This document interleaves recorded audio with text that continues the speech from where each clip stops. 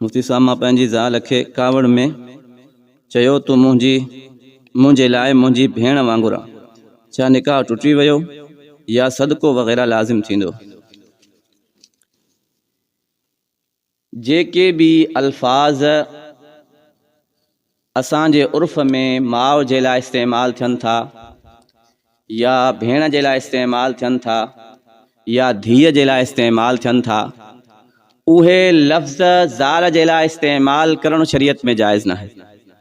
मसलन पंहिंजे उर्फ़ जे अंदरि माउ खे अमड़ बि चऊं था, जीजल बि चऊं था, त इन्ही लफ़्ज़नि सां जेकॾहिं को शख़्स पंहिंजी ज़ाल खे सॾु कंदो त इहो शरीयत में जाइज़ न आहे। भेण खे पाण अदी बि सॾियूं था या धीअ खे पाण धीअ बि सॾियूं था, न्याणी बि सॾियूं था, निकी बि सॾियूं था। अहिड़ा खोड़ नाला आहिनि जेके उर्फ़ में धीअ जे लाइ इस्तेमालु थियनि था या भेण जे लाइ इस्तेमालु थियनि था, त उहे जुमिला उहे अल्फाज ज़ाल जे लाइ इस्तेमालु करणु शरीयत में जाइज़ न आहे। ऐं जेकॾहिं को शख़्स पंहिंजी घरवारी खे ईअं चए थो त तूं मुंहिंजे लाइ ईअं जीअं मुंहिंजी भेण या जीअं मुंहिंजी माउ, ऐं इन सां उन शख़्स जो तलाक जो इरादो आहे, नियत तलाक जी आहे, त हिकिड़ी तलाक थींदी। जेकॾहिं इरादो तलाक जो नाहे, तशबीह ॾिए थो त शरीयत में इनखे ज़िहार चइबो आहे। ज़िहार जो मतिलबु छा आहे त इन जे मथां कफ़ारो लाज़िम थींदो। जेसी ताईं कफ़ारो अदा न कंदो तेसी ताईं अज़दवाजी ताल्लुक़ क़ाइमु करणु जाइज़ न आहे। कफ़ारो छा आहे? या त हिकिड़ो ग़ुलाम आज़ाद करे।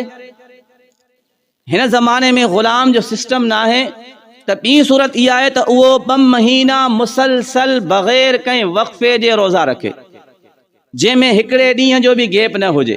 60 ॾींहं सांधे मुसलसल रोज़ा रखणा। पर जंहिं शख़्स जे अंदरि रोज़ा रखण जी ताक़त न हुजेसि, मसलन इंतिहाई पोढ़ो आहे, इंतिहाई लाग़िर आहे, बीमार आहे, रोज़ा रखंदो त अल्लाह ॾे पुॼी वेंदो, त अहिड़े शख़्स जे लाइ टियों ऑप्शन इहो आहे त उहो 60 मिस्कीननि खे मानी खाराए। 60 मिस्कीननि खे मानी खाराए। जेसी ताईं कफ़ारो अदा न कंदो तेसी ताईं अज़दवाजी ताल्लुक़ क़ाइमु करणु उन जे लाइ जाइज़ न आहे।